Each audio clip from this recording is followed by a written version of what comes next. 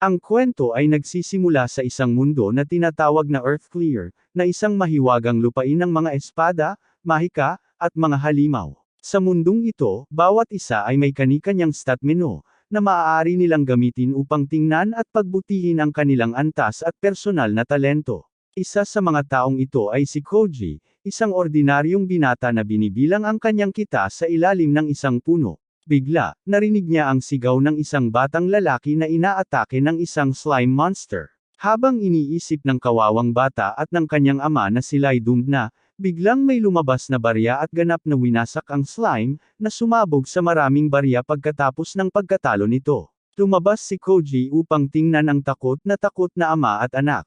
Pareho silang nagulat dahil ang mga karaniwang tao tulad nila ay walang pagkakataong talunin ang mga halimaw, pero hindi agad sumagot si Koji sa kanilang tanong. Sa halip, binigyan niya ang bata ng ilang gintong barya, ipinaliwanag na ang isang slime ay nagbibigay ng 100 tansong barya kapag namatay. Sa tingin ni Koji, ang mga halimaw ay isang mahusay na paraan para makakuha ng walang katapusang pera, ngunit hindi sumasang-ayon ang batang lalaki, dahil sa tingin niya ay masyadong mapanganib ang manghuli ng mga ito. Naiintindihan ni Koji ang nararamdaman ng bata at nagsimula ng umalis, pero huminto siya nang tanungin siya ng bata kung mayroon siyang hero class. Upang sagutin ang kanyang tanong, simpleng ipinakita ni Koji ang kanyang status window sa Aura Farm, na nagpapakita ng kanyang klase at ranggo bilang isang level 999 na taga-bukirin. Sa mundo ni Koji, ang bansang Hapon ay matagal nang naging isang bansa na tinatawag na Hexandria.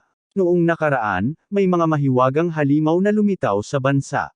Nagsimulang tumanggap ang mga tao ng mga espesyal na talento na tinatawag na klase mula sa kanilang kapanganakan. Karaniwan, ang mga tao ay ipinapanganak bilang mandirigma, monghe, magnanakaw, mangangaso, at salamangkero, ngunit ang ilang mga natatanging henyo ay maaaring magkaroon ng talento bilang pantas, bayani, o hari na may napakalakas na mga kakayahan. Anumang tao na ipinanganak ng walang mga ganitong natatanging talento ay tinatawag na villager, na siyang pinakamahina sa lahat ng klase. Bagaman karaniwang nananatili ang mga taga-bukirin sa pagitan ng antas 1 at 10, na walang pag-asa na matalo kahit ang pinakamahina na halimaw, nakatagpo si Koji ng paraan upang malampasan ang limitasyong ito. Habang naglalakad siya sa kanyang landas, sa ibang lugar, isang batang babae na may kapote ang umabot sa labas ng isang sinaunang yungib, na sinasabing naglalaman ng maalamat na sagradong espada sa loob. Samantala, umabot si Koji sa lungsod ng Valmin, kung saan naglakad siya patungo sa Local Adventurers Guild sa parehong lungsod, ang bayani ng bansa, kasama ang kanyang kapareha, parehong naghahanda na umalis sa kanilang paglalakbay upang linisin ang mundo mula sa lahat ng mga halimaw na sumasalot dito. Sa loob ng guild, ibinibigay ni Koji ang mga materyales para sa kanyang mga misyon sa receptionist, na nagbibigay sa kanya ng gantimpalang 5 gintong barya.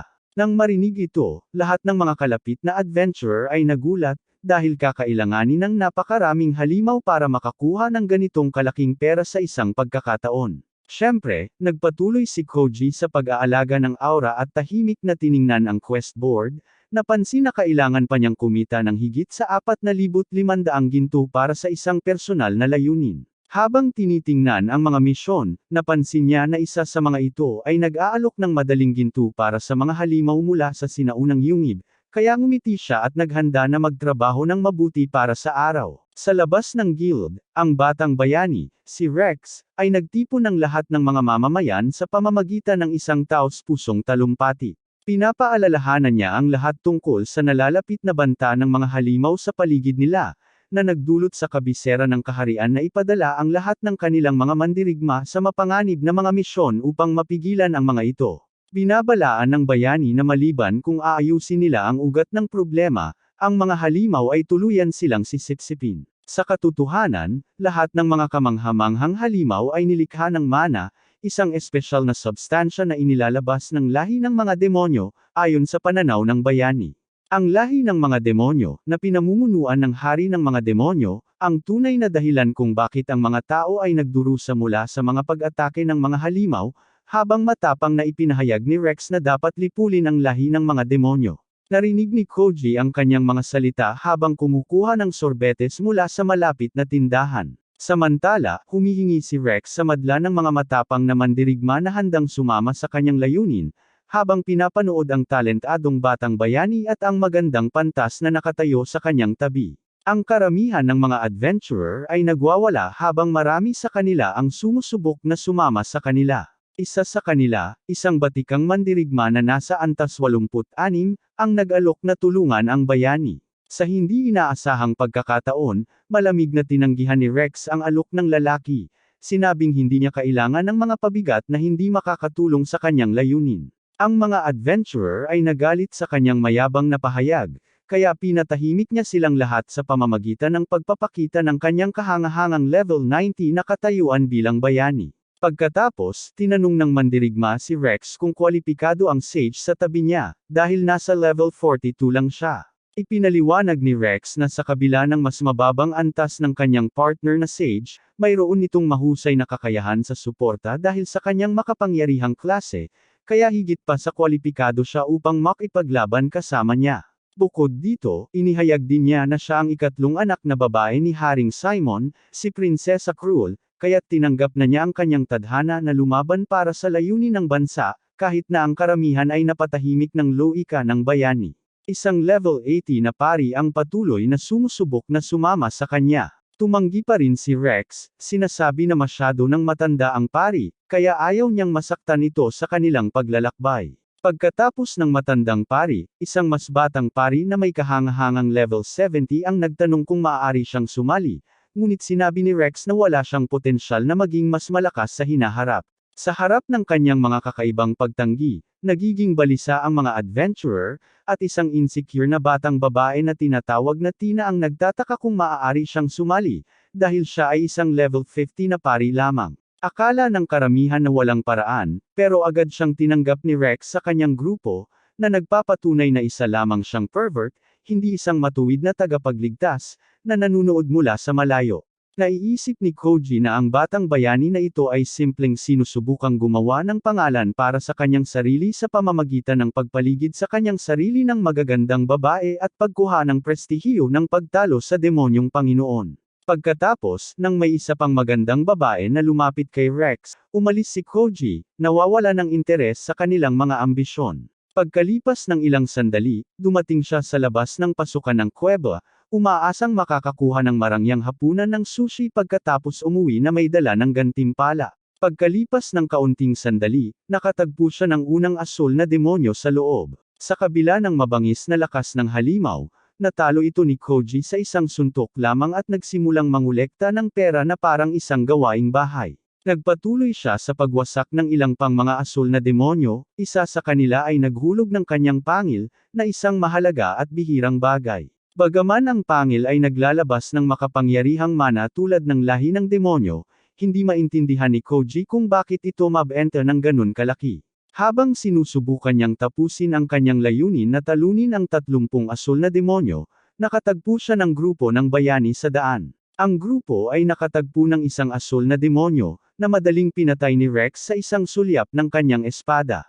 Ang mga babae sa likuran niya ay humahanga, ngunit napansin ni Tina ang presensya ni Koji sa likuran nila, kaya mabilis siyang nagtago sa likod ng pader, nais iwasan ang mayabang na bayani. Samantala, sabik na sabik si Prinsesa Cruel na magpatuloy, kaya't tinukso siya ng kanyang kasama, ang mage na si Parna, dahil sa kanyang kasigasagan. Ang prinsesa ay labis na nagulat sa kanyang magaan na pagtrato, dahil karaniwang malayo ang pagtrato sa kanya ng mga tao, kaya't tinanong din ni Tina kung maaari silang magkasundo. Habang tumatango ang prinsesa, tinanong ni Parna si Rex kung bakit nila binibisita ang sinaunang yungib, dahil ang palasyo ng Panginoong Demonyo ay nasa ibang direksyon. Ipinaliwanag ng bayani na narito sila upang makuha ang isang espesyal na bagay, na matatagpuan lamang pagkatapos sundan ang mga kakaibang simbolo na nakatago sa labirinto ng piitan. Gayunpaman, tanging ang pamilyang Maharlika lamang ang nakakaalam ng lihim na ito, kaya't ginagamit ni Rex ang tulong ni Cruel upang matuntan ang kayamanan. Sa dulo ng labirinto, inihayag niya na may nakatagong sagradong espada sa isang altar, na tanging isang bayani na may antas na 70 o mas mataas pa lamang ang makakagamit. Nang marinig ito, nagulat ang dalawang ibang babae, ngunit nagtataka si Parna kung bakit hindi na lang ginamit ng kaharian ang banal na espada noon upang talunin ang demonyong Panginoon. Ipinaliwanag ni Rex na kahit na ang isang level 90 na bayani ay maaaring gumamit ng espada, hindi ito nangangahulugang agad niyang makokontrol ito at matatalo ang demonyong Panginoon, kaya't itinago ito ng kaharian para sa isang karapat-dapat na gumagamit. Ngayon, dahil ang mahalagang anak ng hari ay sumusunod sa bayani sa isang mapanganib na misyon, agad siyang pumayag na gamitin ang sagradong espada para sa kanyang proteksyon. Pagkatapos ng kanyang paliwanag, humarap si Rex, puno ng kumpiyansa. Naniniwala siyang nakatakdang maging tagapagligtas ng sangkatauhan sa wakas gamit ang maalamat na sandata, at sabik na naghihintay ang mga babae sa kanilang kapanabik na paglalakbay sa hinaharap. Habang nagmumura sa yungib, ang nakabuhol na batang babae mula kanina ay patuloy sa kanyang paghahanap, hindi namamalayan na nakalantad ang kanyang mga pangil ng demonyo para makita ng sinuman. Samantala, si Koji ay napapaligiran ng isang grupo ng mga asul na demonyo, na kanyang madaling napuksa sa isang iglap. Matapos talunin ang mga demonyo, napansin niya na mas marami pang mga halimaw kaysa karaniwan sa kailaliman ng yungib. Di nagtagal, tumakbo ang babaeng may kapote sa tabi niya, kaya't binalaan siya ni Koji tungkol sa mga asul na demonyo. Gayunpaman, ang mga mapanganib na halimaw ay nananatiling ganap na passive sa batang babae, at pinapayagan siyang makadaan ng ligtas. Tinalo ni Koji ang mga demonyo, ngunit mas interesado siya sa misteryosong batang babae na bagong umalis, sa ibang bahagi ng piitan. Ang grupo ng bayani ay nagsisimulang malupig ng pagsalakay ng mga asul na demonyo. Sa tingin ni Parna ay normal lang na mapagod dahil delikado ang kuweba, pero sa tingin ni Rex ay labis na ang mga numerong ito. Pinagaling ni Tina ang prinsesa bago lumipat upang pagalingin si Rex, ngunit binalaan siya na nauubos na ang kanyang mana. Ang kawawang babae ay humihingi ng tawad para sa kanyang kahabag-habag na lakas, na humahanga sa kakayahan ni Parna na makaligtas sa mga halimaw na iyon nang walang kahit isang sugat. Parna ay commandant, binanggit na siya ay mayaman sa karanasan sa mas malalakas na dungeons sa kanilang likuran. Ang prinsesa ay nakakaramdam ng guilt dahil siya ang mahina sa grupo, pero pinapakalma siya ni Rex at pinapaalalahanan ang lahat na narating na nila ang lokasyon ng banal na Taybak. Gayunpaman, nang pumasok sila, natagpuan nila ang kakaibang babaeng may kapote sa lokasyon ng espada.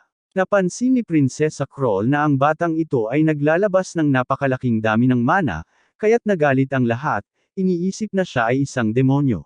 Sa wakas ay napagtanto ni Rex na lahat ng mga halimaw sa piitan ay naaakit sa mana ng batang babae na ito. Mas mahalaga, napansin niyang nawawala ang espada, kaya inakusahan niya ang babae na ninakaw ito. Sinasabi ng babae na nawawala na ang espada bago siya dumating, pero ayaw itong paniwalaan ni Rex. Nagpa siya ang grupo ng bayani na walang awa. Pinangunahan ng bayani, lahat sila ay umatake sa walang kalaban-laban na batang babae, na pumikit sa takot. Walang nakakapansin na bago pa man tumama ang mga atake, isang napakabilis na anino ang dumating sa tabi ng batang babae. Habang naglalaho ang usok mula sa pagsabog ng atake, nagulat ang grupo nang makita nilang walang sugat ang batang babae at nakatayo si Koji sa kanyang tabi. Pinagsabihan niya ang grupo dahil sa pag-atake sa isang bata, habang si Rex ay nagulat sa kanyang kamanghamanghang lakas. Sinabi niya kay Koji kung ano ang kanyang klase, kaya't simpleng sinabi ni Koji na siya ay isang ordinaryong taga-bukirin. Hindi siya pinaniwalaan ni Rex, iniisip na gumamit siya ng magic item para harangin ang mga atake. Gayunpaman, pinatotohanan ni Koji na siya mismo ang humadlang dito, at ipinakita pa niya ang kanyang status window. Tinanggap ng prinsesa ang kanyang salita, ngunit tinanong niya kung bakit siya nagtatago ng demonyo mula sa kanila. Ito ay nagdulot sa kanya ng takot, ngunit sinabi ni Koji na ang babae ay kanyang nakababatang kapatid na babae lamang, na nagsusuot ng mga pangdemonyong pang-adorno bilang aksesorya. Lahat ay nagulat dito, ngunit ipinakita ni Koji ang kanyang mapangahas na pakikipagsapalaran.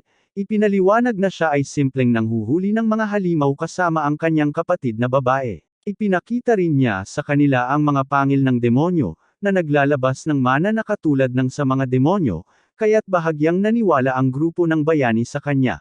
Gayunpaman, sa kabila ng pagtanggap sa mahinang paliwanag na ito, tinanong siya ni Rex kung bakit nawawala ang sagradong espada mula sa kanyang lugar. Naguguluhan si Koji sandali, pero naalala niya na isang araw ay natagpuan lang niya ang espada at ipinagbili ito para sa ilang barya. Nang marinig ito, nagalit si Rex, at sinabi niya kay Koji na ang espada ay pagmamay-ari ng pamilyang Maharlika. Nagkunwari si Koji na wala siyang alam, at nagsimula siyang humingi ng tawad. Gayunpaman, tinanong siya ni Rex kung paano niya nahugot ang espada sa unang pagkakataon, dahil ito ay para lamang sa mga bayani na nasa level 90. Naiintindihan ni Koji ang kanyang pagkalito, kaya't humarap siya at inilagay ang kanyang mga kamay sa higanteng bato ng espada. Sa harap ng kanilang nagulat na mga mata, madali niyang inangat ang mabigat na plataporma, pinatunayan ang kanyang lakas ng walang isang salita. Nagtataka si Rex kung anong antas siya, kaya ipinakita niya sa kanila ang kanyang nakakatawang level 999 na rango. Ayaw maniwala ng bayani na makakamit niya ang ganitong kataas na antas, lalo na't siya mismo ay nakipaglaban sa napakaraming halimaw. Gayunpaman, tinanong ni Kroll si Koji kung paano niya siya babayaran dahil ipinagbili niya ang isang napakahalagang bagay mula sa pamilyang Maharlika. Nagtataka siya kung sasama ba siya sa kanilang grupo para talunin ang demonyong Panginoon, pero agad itong tumanggi. Rex thinks that Koji is fumbling the bag, since he could easily defeat the Demon Lord on his own. Wala nang pakialam si Koji sa kanyang mga ambisyon, sinasabi na ang tanging layunin niya sa buhay ay kumita ng pera at mabuhay. Binanggit niya na hindi siya kailanman sinaktan ng demonyong Panginoon, kaya hindi siya makikipaglaban dito ng walang dahilan. Habang nagulat ang maliit na batang babae, nagtataka si Prinsesa Kroll kung hindi ba sapat ang pangako ng kayamanan at kaluwalhatian upang mapakilos ang kanyang puso. Umiling si Koji, kaya't nag-alok ang prinsesa na pakasalan siya kung mapapatay niya ang demonyong Panginoon para sa kapakanan ng kanilang mga nagdurusang tao. Habang nagsisimulang magprotesta si Rex, agad na tinanggihan ni Koji ang mapagbigay na alok ni Kroll, kahit na hindi niya iniisip na masama ang grupo ng bayani. Sinabi niya sa kanila na wala siyang interes sa makamundong kasikatan at mga tagumpay. Sa tingin din ni Koji na mapagkunwari ang prinsesa sa pagwawalang bahala sa pagdurusa ng iba. Pagkatapos sabihin ito, nagsimula na siyang umalis kasama ang batang babae, pero huminto siya sa tabi ng bayani, si Rex. Sa isang nakababahalang tono, binalaan siya ni Koji na wala siyang ideya kung paano talaga gumagana ang kanilang mundo. Matapos niyang ibigay ang babala, umalis siya sa yungib kasama ang batang babae. Paglabas nila, nagsimula ng magpaalam si Koji sa kanya, ngunit bigla, hiniling niya na pakasalan siya. Agad na sinabi ni Koji sa babae na wala siyang balak na pakasalan siya, pagkatapos ay humarap at umalis. Agad na tumakbo ang babae sa kanya at patuloy na sinisikap na baguhin ang kanyang isip. Sinabi ni Koji sa kanya na wala siyang interes na pakasalan ang isang napakabata. Ipinaliwanag niya na mas gusto niya ang mga mas matanda at mas may karanasang babae na may hugis oras na katawan. Ayaw sumuko ng babae. Sabi niya, hindi kailangang mangyari ito ngayon. Handa siyang maghintay ng 3 taon, o kahit mas matagal pa kung kinakailangan. Ang gusto lang niya ay ipangako ni Koji na pakakasalan siya balang araw, kahit na baliwalain muna ang kahilingang iyon. Tinanong ni Koji kung bakit gusto niya ang sagradong espada sa simula pa lang. Ipinaliwanag ng babae na ang kanyang ama ay malubhang nagkasakit. Naniniwala siya na kung makuha ng isang bayani ang sagradong espada, baka mapatay pa ito. Narinig iyon ni Koji at inisip na ang kanyang ama ay tiyak na isang napakahalagang tao kung hinahanap siya ng mga bayani. Nagtataka, tinanong niya kung sino ang kanyang ama. Ang batang babae ay kinakabahang umamin na siya pala ang anak ng hari ng mga demonyo. Nagulat si Koji sa kanyang sagot. Sinasabi niya nang walang pakialam na ilang beses na niyang nakatagpo ang Demon King sa nakaraan. Ang babae ay nagulat nang marinig iyon. Nagtataka siya kung iyon ang dahilan kung bakit tumanggi si Koji sa kahilingang talunin ang Demon King. Gayunpaman, sinasabi ni Koji na hindi iyon ang dahilan. Tapat niyang pinaniniwalaan na ang pagpatay sa Demon King ay hindi makakasolusyon sa kahit ano o makapagpapabuti sa mundo. Naiintindihan ni Koji na ang mana na nilikha ng mga pangil ng demonyo ang nagiging sanhi ng paglikha ng mga halimaw, at ang mga halimaw na iyon ay natural na umaatake sa mga tao. Dahil dito, mayroon ng dahilan ang mga tao upang matakot at magalit sa mga demonyo. Kahit na ang mga demonyo mismo ay walang ginagawang masama, sinasabi ng babae na alam na niya ang lahat ng iyon. Gayunpaman, ang kanyang pangarap ay lumikha ng isang mundo kung saan ang mga tao at mga demonyo ay maaaring mamuhay ng magkasama sa kapayapaan. Diretso niyang sinabi kay Koji na imposibleng mangyari ang kanyang pangarap. Hangga't patuloy na gumagawa ng mga halimaw ang mga demonyo, hindi kailanman magiging handa ang mga tao na makipag-isa sa kanila. Pagkarinig noon, tinanong ng babae kung bakit ayaw patayin ni Koji ang mga demonyo tulad ng lahat ng iba. Sagot ni Koji, iniisip niya na ang buong labanan ay tanga. Pagkatapos niyang sabihin iyon, nagpatuloy siyang lumakad palayo. Samantala, si Rex at ang natitirang bahagi ng kanyang grupo ay labis na nabibigo pa rin na bigla na lang sumulpot si Koji at ganap na sinira ang kanilang mga plano. Iminungkahi ni Krul na bumalik sa Valmin upang muling pag-isipan ang kanilang estratehiya. Rex, gayunpaman, hindi mapigilan ang pag-iisip tungkol sa huling mga salita ni Koji. Bago umalis, sinabi ni Koji sa kanya na wala siyang alam kung paano talaga gumagana ang mundo. Hindi sigurado si Rex kung may itinatagong mahalagang katotohanan si Koji, pero isang bagay ang malinaw sa kanya, kailangan niyang maging mas malakas. Samantala, napapansin ni Koji na sinusundan pa rin siya ng babae. Pinapaalala niya sa kanya muli na wala siyang balak pakasalan ang isang batang katulad niya. Mabilis na sinabi ng babae na hindi na iyon ang dahilan kung bakit siya sumusunod sa kanya. Sa halip, tinanong niya kung pwede ba siyang bumili ng isang bagay para sa kanya. Diyan na siya nakakuha ng atensyon ni Koji. Ipinaliwanag niya na naghahanap siya ng gamot na tinatawag na Spirit's Blessing Potion dahil narinig niyang binibenta ito sa bayan na ito. Proudly niyang sinabi na nakapag-ipon na siya ng 500 pilak na barya at kailangan na lang niya ng tulong ni Koji para mabili ito. Agad na sinabi ni Koji sa kanya na ang 500 pilak ay hindi sapat. Ang Spirit's Blessing Potion ay talagang nagkakahalaga ng 10 gintong barya. Pagkatapos niyang sabihin iyon, sinabi niyang mas mabuting sumuko na lang siya at umuwi na. Bago muling umalis si Koji, tinanong ng babae kung maaari niyang ipahiram ang natitirang pera. Ipinaliwanag niya na kailangan niyang iligtas ang kanyang ama. Kung mamatay ang Demon King, naniniwala siya na agad na magsisimulang mag-hunt ang mga tao sa natitirang mga demonyo. Sinabi ni Koji sa kanya na ang pagligtas sa kanyang ama sa isang pagkakataon na ito ay hindi magbabago ng kahit ano. Patuloy lang nahahanap-hanapin siya ng mga tao hanggang sa magtagumpay sila. Koji ay nag-aakalang dapat niyang kamuhian ang mga tao dahil dito. Sa halip, tahimik na sinabi ng babae na hindi siya galit sa kanila.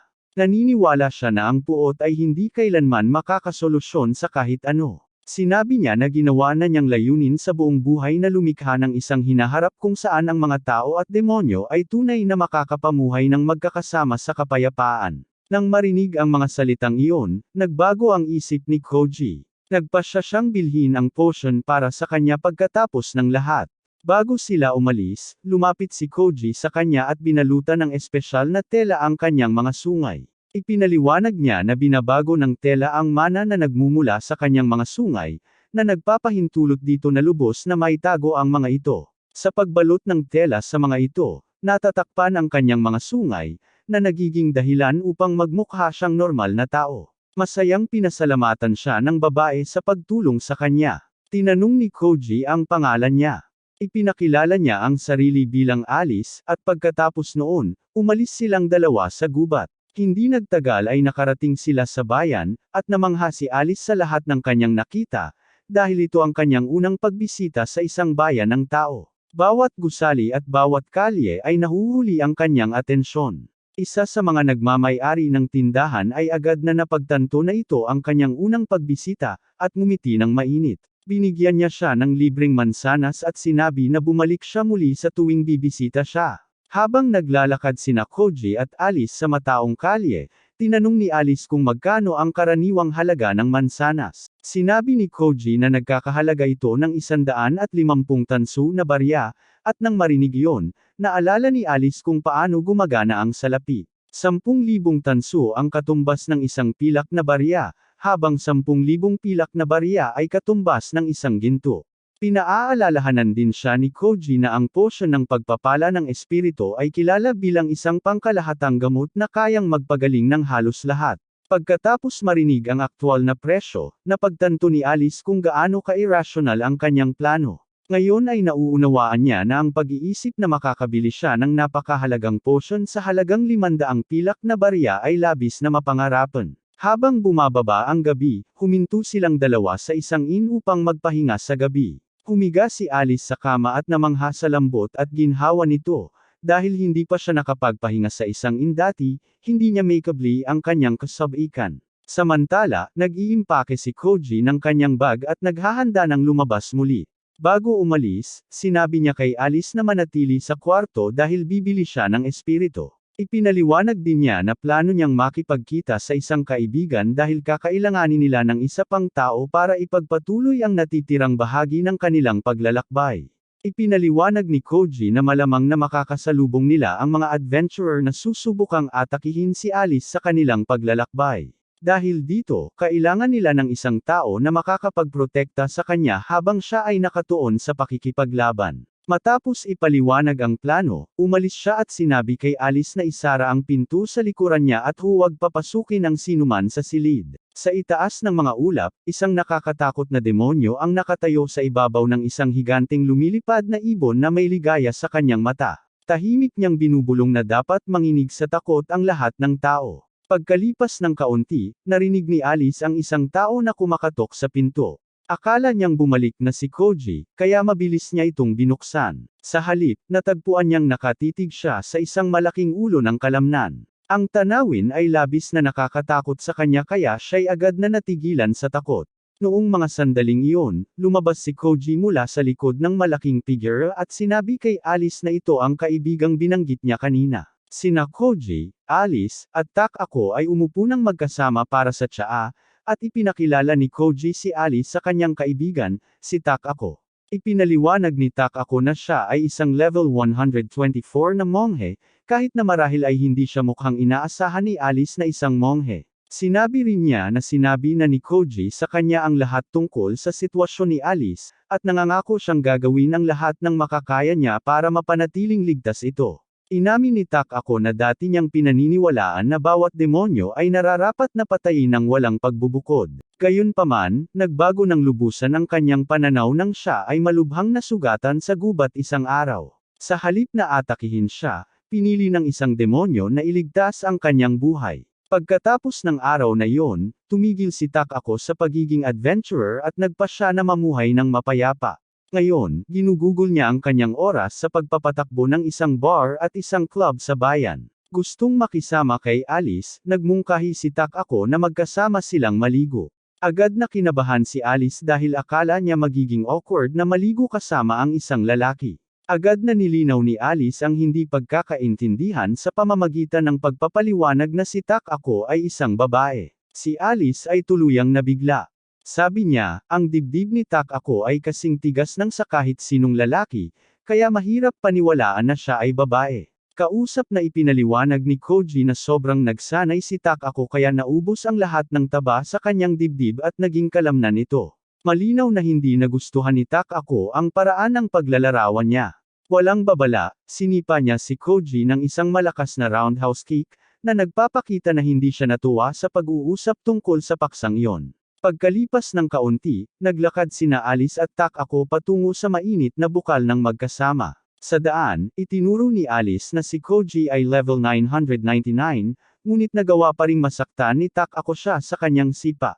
Ipinaliwanag ni Tak-ako na ang mga monghe ay likas na may 3 beses na lakas ng katawan kumpara sa isang karaniwang taga-bukirin. Gayunpaman, inamin niya na hindi siya kasing lakas ni Koji at wala siyang laban sa kanya sa isang tunay na laban. Tinanong ni Alice kung paano naging sobrang lakas ni Koji. Tinataya ni Tak-ako na ginugol ni Koji ang kanyang pagkabata sa pakikipaglaban sa napakaraming halimaw, na nagbigay daan sa kanya na patuloy na lumakas. Kahit na narinig na ang paliwanag na iyon, hindi pa rin maintindihan ni Alice kung paano may sino man ang makakaabot sa level 999. Nakita ang nag-aalalang ekspresyon sa mukha ni Alice, inisip ni Tak-ako na natatakot siya na baka may ibang tao na balang araw maging kasing makapangyarihan niya.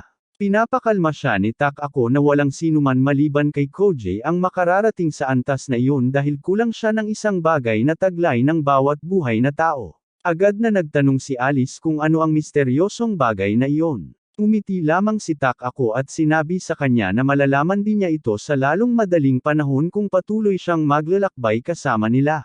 Bigla, malalakas na tunog ng pagbagsak ang umuukit sa buong bayan. Lahat ay tumingin pataas at napagtanto na ang mga baboy ramo ay talagang nahuhulog mula sa langit. Ang demonyo kanina ang nagbaba sa kanila mula sa kanyang higanteng ibon. Malakas niyang inihayag na ito ay isang deklarasyon ng digmaan at ipinahayag na opisyal nang nagsimula ang buong laban na pag-atake ng hukbo ng Demon King laban sa sangkatauhan. Ang mga dogwang buffers ay agad na nagsimulang maghasik ng lagim sa mga kalye, inaatake ang mga inosenteng sibilyan. Habang pinapanood ang kaguluhan, malungkot na napagtanto ni Alice na lalo lamang nitong pinapalayo ang mga tao at demonyo mula sa posibilidad na mamuhay ng mapayapa. Hindi nag-aksaya ng oras si Koji sa pagtugon.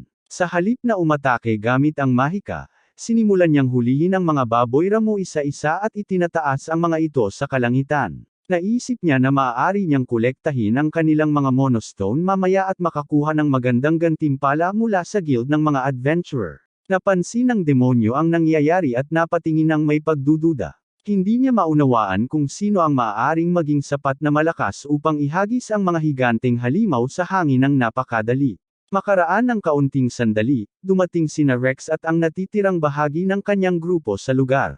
Agad na ipinakita ni Rex ang kanyang lakas sa pamamagitan ng pagpapalabas ng isang makapangyarihang lightning spell na Sumire sa isa sa mga higanteng ibon bago pa ito makapaglabas ng isa pang madugong buffer. Habang naghahanda siyang magpalabas ng isa pang spell, biglang naharang ang kanyang atake ng isa sa mga baboy na itinapo ni Koji sa hangin. Sa sandaling mapansin ni Kroll si Koji, siya ay halatang nanas. Agad niyang ipinapalagay na tiyak na nagtatrabaho siya kasama ang Demon King mula pa noon.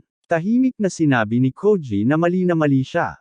Pinapansin niya kung gaano kapangit ang kanilang estratehiya. Kung patuloy silang magpapaputok ng malalakas na atake sa mga kaaway isa-isa, anumang hindi tinamaan na atake ay maaaring bumagsak at aksidenteng pumatay ng mga inosenteng sibilyan. Para mas malinaw ang kanyang punto, bahagyang tinapik ni Koji si Kroll sa ulo habang pinapaalalahanan siya na masama ang plano. Pagkarinig niyon, biglang napagtanto ni Rex at ng iba pa ang isang mahalagang bagay. Si Koji ay nagtatapo ng mga baboy ramo gamit ang kanyang sariling lakas sa halip na atakihin ang mga ito gamit ang mahika.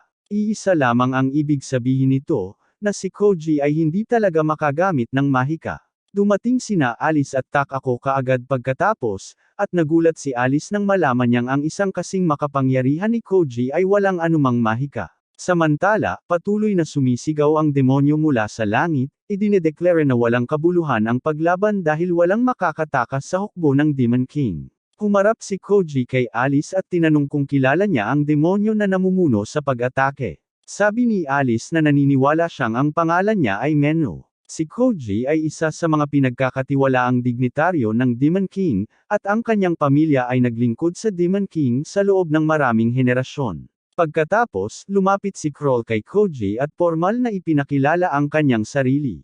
Ipinaliwanag niya na pagkatapos makita kung gaano siya kalakas, nakaisip siya ng plano upang ipakita ang lakas ng sangkatauhan upang malaman ng mga demonyo na mas mabuti nang huwag silang hamanin. Agad na sinabi ni Koji na napakabobong ideya iyon. Ipinaliwanag niya na ang pagpapakita ng lahat ng kanilang pinakamalalakas na mandirigma ay ang pinakamasamang bagay na maaari nilang gawin. Kung ang Demon King ay naglulunsad ng mga pag-atake sa buong mundo, malamang na sinusubukan niyang tukuyin ang pinakamalalakas na lugar na sakupin muna. Sinabi rin ni Koji na kailangan nilang malaman kung ano talaga ang layunin ng Demon King bago gumawa ng anumang malalaking desisyon. Dahil dito, nagpasya siyang makipag-usap ng direkta kay Menno bilang pinakamainam na opsyon. Walang salitang sinabi, biglang tumalon si Koji ng mataas sa kalangitan.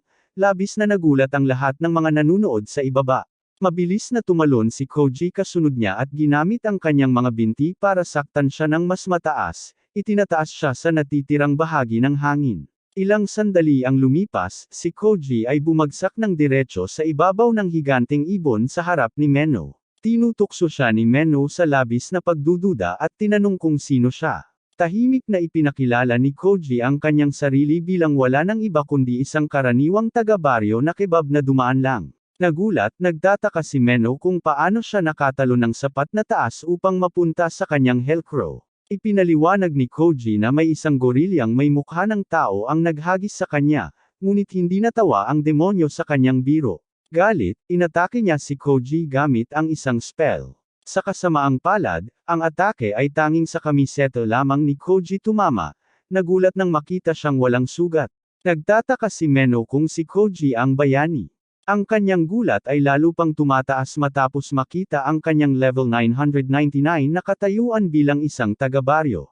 Mabilis na nag-aangkop si Menno, napagtanto na si Koji ang maaaring pinakamalaking banta mula sa panig ng sangkatauhan. Pinapakalma siya ni Koji na ayaw niyang patayin ang Demon King. Ipinaliwanag niya na magkaibigan sila ni Alice, ngunit tumanggi si Menno na magtiwala sa kanya kaagad. Sinabi ni Koji sa kanya na si Prinsesa Alice ay kasalukuyang nagpapahinga sa mismong lungsod na kanyang inaatake. Nagulat, nagtataka si Menno kung si Koji ay lihim na kaalyado ng mga demonyo. Umiling si Koji, sinasabing siya ay isang neutral na partido. Nang marinig ito, tinanong ni Menno kung bakit siya nakikialam pa rin sa laban. Tinanong siya ni Koji kung ang Demon Lord ba mismo ang nag-utos ng pagsalakay na ito, pero tinawanan lang ito ni Menno. Ngunit, nagiging seryoso si Koji. Ipinaliwanag niya na sinabi ni Alice na may sakit ang Demon Lord.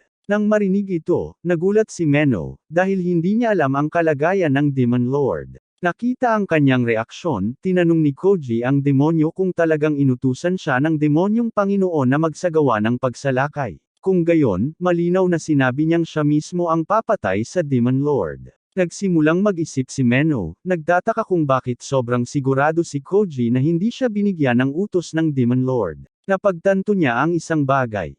Nang si Menno ay nasa malaking palasyo ng Panginoon ng mga demonyo, hindi siya kinausap ng mismong Panginoon ng mga demonyo. Sa halip, ang pinakamalapit niyang tagapayo ang nagsabi sa kanya na nag-utos ang Demon Lord ng isang pagsalakay. Noong panahong iyon, wala namang hinala si Menno, kaya sinunod niya ang mga utos. Gayunpaman, nagtataka siya kung bakit mayroong anumang pagkakaiba, dahil hindi tumutol ang Demon Lord sa mga salita ng kanyang tagapayo. Dito, itinuturo ni Koji ang posibilidad na ang Demon Lord ay maaaring naimpluwensyahan. Si Menno ay nagalit, iniisip na nilalapastangan nito ang autoridad ng kanyang leader.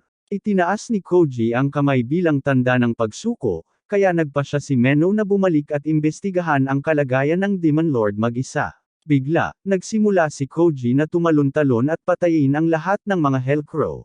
Ipinaliwanag na kumikita lang siya, patuloy niyang winawasak ang buong hukbo ng mga demonyo. Sa lupa, nagmamasid ng may pagkabigla ang grupo ng mga bayani habang isa-isang pinapatay ni Koji ang bawat uwak.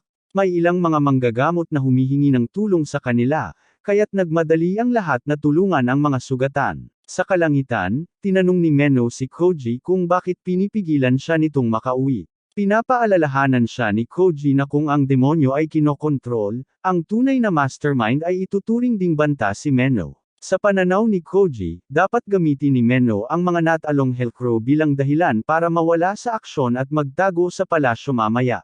Pagkatapos sabihin ito, pinatay niya ang huling Hellcrow, na nagdulot sa kanilang dalawa na mahulog mula sa langit. Habang pareho silang bumabagsak sa lupa, sumisigaw si Menno sa takot. Iniisip ni Koji na malamang ay makakaligtas sila, pero ang kanyang kumpiyansa ay hindi gaanong nakakapagbigay ng kapanatagan. Mamaya, nagising si Menno sa lupa na si Koji ay nakatingin sa kanya. Dahil ang mga demonyo ay may malalakas na katawan, hindi nakakagulat na nakaligtas si Menno. Gayunpaman, nahihirapan siyang maniwala na hindi alintana ni Koji ang malaking pagbagsak na iyon habang siya ay tao. Wala nang pakialam si Koji sa kanyang gulat. Sa halip, patuloy siyang nangangalap ng lahat ng barya na nahulog mula sa mga natalong Hellcrows, sa wakas ay napagtanto na hindi siya kaaway. Ipinakilala ni Menno ang kanyang sarili sa kanya. Matapos ipaliwanag na naglingkod siya sa demonyong Panginoon sa loob ng 3 taon, nagtataka siya kung bakit hindi siya pinapatay ni Koji. Ipinaliwanag ni Koji na dahil malapit si Menno sa kanyang kaibigan na si Alice, hindi niya kailanman sasaktan ito. Nagulat si Menno at nagtataka kung bakit siya napakamaaalalahanan sa isang demonyo. Koji iniisip na nagtanong siya ng isang hanggal na tanong. Binanggit niya na bagaman ang mga demonyo ay lumilikha ng mana, hindi nila tuwirang binabantaan ang mga tao sa kanilang pag-iral. Sa halip, ang mga halimaw na nilikha ng mana ang nagiging sanhi ng laban ng mga tao at mga demonyo sa isa't isa. Sa pananaw ni Koji, dapat mag-focus ang mga tao sa pagpigil sa mga halimaw, sa halip na mag-away-away. Sinabi niya kay Menno na babalik siya kinabukasan kasama si Alice upang bisitahin ang palasyo ng demonyong Panginoon. Menno ay nagulat dahil ang mga aksyon ni Koji ay magiging dahilan upang siya ay maging isang traidor sa mga tao at isang kaaway ng demonyo. Umiti si Koji, sinabing tinutupad lamang niya ang pangako na ginawa niya kay Alice. Pagkaalis niya, ngumiti si Menno, iniisip na ang kanyang prinsesa ay nagkaroon ng kakaibang kaibigan. Kinabukasan, pinasalamatan ni Alice si Koji sa pagligtas sa buhay ni Menno. Ipinaliwanag niya na ang komandante ng demonyo ay talagang medyo makatarungan, kaya hindi naman malaking bagay na palayain siya. Pagkatapos, nagtataka siya kung ano ang ginagawa ni Takako. Ipinaliwanag ni Alice na lumabas siya upang bumili ng mga grocery para sa kanilang biyahe sa palasyo ng demonyo. Iniisip ni Koji na dapat niyang ayusin ang transportasyon bago bumalik si Takako. Pinapaalala ni Alice sa kanya na 6 na araw lang ang dapat na paglalakbay papunta sa palasyo. Gayunpaman, ipinaliwanag ni Koji na ang 6 na araw ay posible lamang sa likod ng isang lumilipad na uwak. Dahil mas marami na silang tao ngayon, kailangan nilang maglakbay sa lupa. Gayunpaman, magiging mahirap din ang paglalakbay sa lupa, dahil hindi nila maaring dalhin ang mga kabayo. Nagtataka si Alice kung bakit ipinagbabawal ang mga kabayo, kaya ipinaliwanag ni Koji na natatakot sila sa demon mana. Bagaman kayang panatilihin ng batang Alice ang kanyang mana gamit ang kanyang tela, ang presensya ni Menno ay magpapahirap sa mga kabayo na manatiling kalmado. Sa huli, hindi nagustuhan ni Koji na aminin na may isa pang pampasaherong lupa na maaari nilang sakyan. Natuwa si Alice, kaya ipinakita niya sa kanya ng personal ang paraan ng transportasyon. Ito ay talagang isang karwahe ng mga sentor, na pinamumunuan ng mga mayabang na sentor na itinuturing ang kanilang mga sarili na nakatataas sa mga tao. Sa kabila ng kanilang matigas na asal, ang mga sentor ay literal na mga pervert na gagawin ang lahat para mapalo. Habang pinapanood ang kanilang kakaibang reaksyon, kahit si Koji ay nakakaramdam ng hindi komportable, kaya tumanggi siyang gamitin sila bilang transportasyon. Sa pagkakataong ito, nananatili rin si Alice at hinahayaan ang mga sentor na umalis. Pagbalik ni Takako, pumunta silang lahat sa lokasyon ni Menno sa gubat. Humingi siya ng tawad kay Alice sa pag-atake sa bayan kung saan siya nagpapahinga, ngunit pinatawad siya nito dahil hindi naman sinasadya. Pagkatapos, pinasalamatan din niya si Koji sa pagligtas sa kanyang buhay at sa pagbalik ng kanyang prinsesa ng buo at ligtas. Bigla, sumingit si Takako upang hanggan ang gwapong hitsura ni Menno. Natakot ang kawawang lalaki sa kanya, kaya nagalit si Alice. Sinabi niya kay Menno na si Takako ay isang mabuting tao na nagmamalasakit sa kanya, kaya siya ay kumalma. Bigla, lumabas mula sa mga palumpong sa paligid nila ang grupo ng bayani. Ngayon na nakumpirma na kasama ni Koji ang mga demonyo, akala nila nasa panig siya ng kaaway. Walang binigay na pagkakataon para magpaliwanag, inakusahan siya na siyang namuno sa pag-atake ng mga demonyo sa bayan. Sa harap ng kanilang mga paratang, nananatiling kalmado si Koji. Sinasabi ni Kroll na hindi niya siya palalampasin sa kanyang parusa, kaya bigla siyang lumitaw sa harap niya. Bago pa siya makapag-react, tinamaan niya ang kanyang ulo, sinasabi na wala pa siyang kapangyarihang magbanta sa kanya. Nagalit si Rex at sinubukang atakihin siya, pero iniiwasan ni Koji ang mabagal na mga palo nito. Sinabi niya sa hanggal na bayani na tigilan na ang pagwawala, pero nananatiling matigas ang ulo ni Rex. Sinasabi niya na ang kanyang trabaho ay wasakin ang mga demonyo, na para sa kanya ay isang grupo ng masasamang nilalang. Binanggit din ni Parna na maraming tao ang nasaktan sa pag-atake ni Menno. Nang marinig ito, talagang inamin ni Koji ang kanyang pagkakamali. Sinabi niya kay Menno na humingi ng tawad sa lahat, pero nagalit si Menno. Pinapaalala niya sa mga tao na ang mga demonyo ay mas matinding nagdurusa dahil sa kanilang mga aksyon, ngunit tumatanggi si Rex na makinig sa kanya. Sinasabi niya na ang mga demonyo at sinumang sumusuporta sa kanila ay objectively masama, na nagdulot ng galit kay Koji. Pinapaalala niya kay Rex na bago niya malaman ang pagkakakilanlan ni Alice, hindi niya ito inatake kahit kailan. Noong panahong iyon, malinaw na hindi niya itinuturing na banta sa sangkatauhan ang walang kalabang batang babae. Ngayon, inihayag ni Koji na hindi lamang siya isang demonyo, kundi anak din siya ng Demon King. Tinanong niya kung ang parehong babaeng iyon ay bigla na bang naging isang masamang halimaw sa kanilang mga mata. Ang revelasyon ay nag-iwan sa lahat ng gulat. Aaminin ni Koji na ang mana na pinakawalan ng Demon Lord ay lumilikha ng mga halimaw, kaya't hindi niya pipigilan ang bayani na atakihin siya. Gayunpaman, gusto lang niyang aminin ng mga tao na hindi kayang kontrolin ng mga demonyo ang kanilang mana, kaya hindi sila karapat-dapat na huntingin. Pagkatapos ipahayag ito, sinira niya ang espada ni Rex. Habang umaatras ang bayani, tinanong ni Tina si Koji kung nararapat bang parusahan si Menno para sa pag-atake. Nang marinig ito, pinilit ni Koji na magpatira pa at humingi ng tawad ang matigas ang ulong demonyo. Gayunpaman, iniisip ni Tina na dapat nilang arestuhin si Menno dahil siya ang nanguna sa pag-atake. Dahil dito, humingi si Koji ng kaunting oras mula sa mga tao.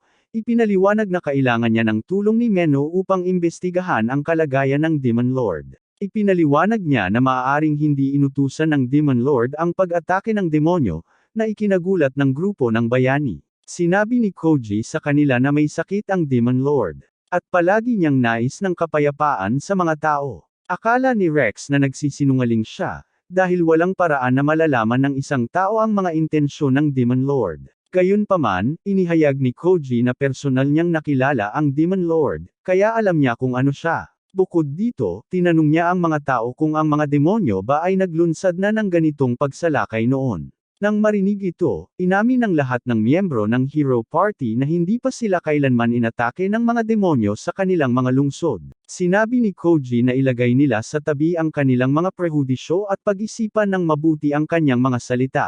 Pero nagalit si Parna. Nagpalabas siya ng fireball sa kanya, sinasabing baka na brainwash siya ng mga demonyo. Nakita na hindi siya paniniwalaan ng mga tao kahit ano paman, nagpa siya si Koji na panahon na para itigil ang pakikipagnegosasyon. Bigla siyang nagbigay ng senadoryas kay Takako at tumakbo palayo.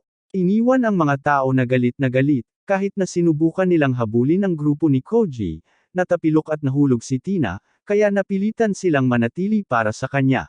Habang tumatakas, nagreklamo si Koji kay Alice na ang pakikisalamuha sa mga tao ay hindi talaga mapayapa. Binanggit niya na ang grupo ng bayani ay talagang nakinig sa kanya sa pagkakataong ito, kaya't panalo pa rin ito para sa kanila. Sa kasamaang palad, pagdating nila sa kaligtasan, dinala sila ni Menno sa isang tiyak na sasakyan. Sila pa rin ang mga sentor mula noon, na sa hindi malamang dahilan ay pumayag na maglingkod kay Menno. Sa kasamaang palad, habang pinapabilis ni Takako ang mga sentor, lahat ng nasa karwahe ay nagiging traumatized habang buhay. Samantala, nag-iisip ang grupo ng bayani kung ano ang susunod na gagawin. Si Rex ay hindi mapakali sa mga salita ni Koji, habang sinasabi ni Parna sa lahat na maghanda para sa biyahe sa kastilyo ng Demon Lord.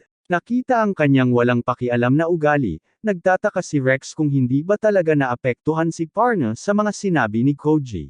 Nang marinig ito, mga alaala ng kanyang kasintahan noong kabataan ang pumasok sa isip ni Parna. Ang kanyang inosenteng kasintahan ay brutal na kinuha mula sa kanya ng isang demonyo, kaya hindi niya kailanman mapapatawad ang mga ito. Kinagabihan, nag-set up ng kampo ang grupo ni Koji upang magpahinga. Sinusuri ni Takako ang kanilang ruta, binibigyang diin na kailangan nilang huminto sa lungsod ng Salmerio upang magpahinga bago ipagpatuloy ang natitirang biyahe. Gayunpaman, dahil hindi kayang itago ni Menno ang kanyang mana, binalaan siya ni Koji na manatiling nakatago pagdating nila sa lungsod ng tao. Pagkatapos, may naisip si Koji. Dahil si Valmin ay inatake sa utos ng demonyong mastermind, nagtataka siya kung si Salmeria ay isa ring target. Nang marinig ito, ipinaliwanag ni Menno na ang mga naunang pag-atake ay para lamang ideklara ang digmaan laban sa mga tao. Sa katotohanan, ang mga demonyo ay nag-iipon ng isang napakalaking hukbo upang simulan ang tunay na pagsalakay. Alam ito, parehong napagtanto ni Koji at Takako na ang bayan ng Salmeria ay maaaring maging susunod na target ng mga demonyo dahil mas malapit ito sa palasyo ng demonyong Panginoon. Kinabukasan, dumating sila sa pintuan ng Salmeria. Upang itago ang mga demonyo sa kanilang karwahe, nagpasya si Koji na magpanggap na siya ay isang mangangalakal ng mga materyales sa Mahika. Gayunpaman, nagduda ang gwardya sa gate nang madama ang demonyong mana mula sa karwahe. Maya-maya, lumabas si Alice at ipinakita sa kanya ang isang asul na pangil ng demonyo. Sinasabi ni Koji na marami siyang dalang mga pangil, na siyang pinagmumulan ng mana. Sinasabi niya na nandito lang siya para maglibang kasama ang kanyang kapatid na babae. Kaya ngumiti ang gwardya. Akala ng gwardya na narito siya para sa parada, na ikinagulat ni Koji. Alam niya mula sa gwardya na ang mga demonyo ay umaatake sa Salmeria, kaya ang mga puwersa ng Salmeria ay nag-aayos ng parada bago sila magpadala ng puwersa upang labanan ang mga ito. Di nagtagal, pumasok sila sa lungsod, kung saan nakuha nila ang parada ng live. Hindi ramdam ni Koji ang masayang diwa ng pista, dahil sa tingin niya ay pabaya ang mga tao. Kung inatake sila ng mga demonyo sa sandaling ito, mahuhuli sila sa kanilang pagbabantay. Kung talagang sinasalakay na ang Salmeria, iniisip ni Koji na wala ng paraan para mapigilan ang mga tao o mga demonyo sa digmaan. Upang maiwasan ito, nagpasya siyang mararating nila ang palasyo ng Panginoon ng mga demonyo at mapipigilan ang mga demonyo bago pa man sila makapag-atake. Sa tingin ni Takako, masyado siyang pabigla-bigla. Nagtataka rin siya kung ano ang gagawin nito kung talagang ang demonyong Panginoon ang nasa likod ng lahat ng mga pag-ataking ito. Kumpiyansa si Koji na ipaglalaban niya ang Demon Lord kung ganito nga ang sitwasyon. Gayunpaman, lalaban lamang siya bilang isang tao sa panig ng mga tagapagpayapa. Nang marinig ito, ngumiti si Alice. Bagaman mahal niya ang kanyang ama, nais niyang maging mapayapa ang mundo. Kaya't idineklara rin niya na kakampi siya ni Koji kung sakaling ang demonyo ay isang mananakop. Sa loob ng karwahe, nahaharap si Meno sa isang mahirap na desisyon, dahil siya ay naglilingkod sa parehong demonyong Panginoon at kay Alice. Sa huli, pinili niyang panigan si Alice para sa kapayapaan. Kinagabihan, napansin ni Koji na sarado ang kanlurang tarangkahan ng Salmeria bilang pag-iingat laban kay Steel. Iniisip niya na kailangan nilang lumusot sa tarangkahang iyon kinabukasan upang magpatuloy patungo sa palasyo ng demonyo. Bumili siya ng sorbetes para kay Alice, na natagpuan nitong masarap. Pagkatapos, napagtanto niya na hindi sila kumain ng hapunan bago ang panghimagas, kaya dinala niya siya sa isang restaurant. Sa loob, sa hindi inaasahang pagkakataon, natagpuan niya ang grupo ng mga bayani na kumakain ng hapunan. Nagulat, tumakas si Koji habang hinahabol siya ng mga bayani. Matapos magtago sa isang eskinita, napansin niya ang isang parada sa malapit. Nagtataka si Alice kung ano yon. Kaya't ipinaliwanag ni Koji na pinapatay ng mga tao ang isang mahina na halimaw upang ipakita ang kanilang lakas sa mga karaniwang tao. Bigla na lang, may lumabas na malaking demonyo at tinapakan ang mahina na demonstrasyon na halimaw. Sa takot, mabilis na tumakas ang mga tao dahil hindi bahagi ng palabas ang demonyo. Gayunpaman, isang buong hukbo ng mga halimaw mula sa impyerno ang tumalon sa lungsod, at nagka-migraine si Koji nang mapagtanto niyang maaga nang nagsimula ang pag-atake.